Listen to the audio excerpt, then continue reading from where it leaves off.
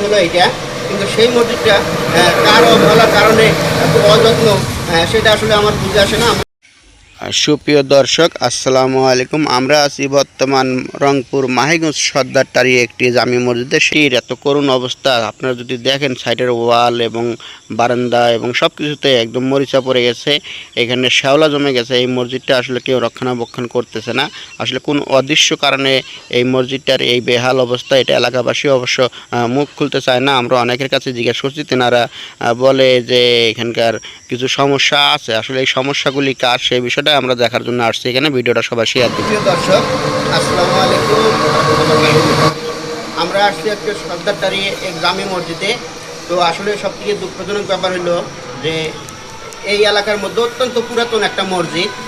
সেই মসজিদটা আসলে দেখাশোনার কি লোকের অভাব কিংবা কর্তৃপক্ষের কোনো গাফিলতি আছে কিনা, আসলে সেই জিনিসটা এখন দেখার দরকার। আমরা যদি আপনাদের বলি যে এই এলাকার মধ্যে সবথেকে সুন্দর একটা মসজিদ হলো এইটা, কিন্তু সেই মসজিদটা কার অবহেলার কারণে এত অযত্ন সেটা আসলে আমার বুঝে আসে না। আমরা যদি একটু ইমাম সাহেবের সাথে কথা বলি, একটু আসেন তো, একটু মসজিদটা একটু ঘুরে ঘুরে দেখান তো।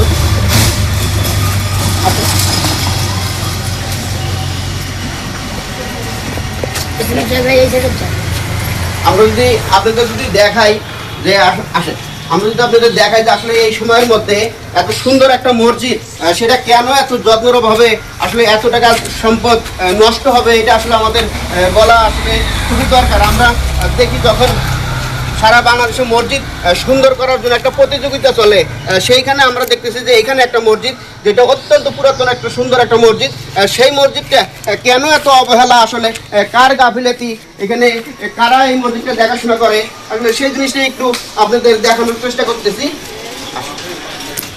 আমরা একটু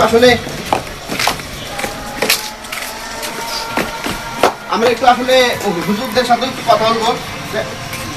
আচ্ছা, মূলত আপনি তো বাসা এখানটাই না, বাড়ি এখানটাই তো এখন বর্তমানে আমি এখানে।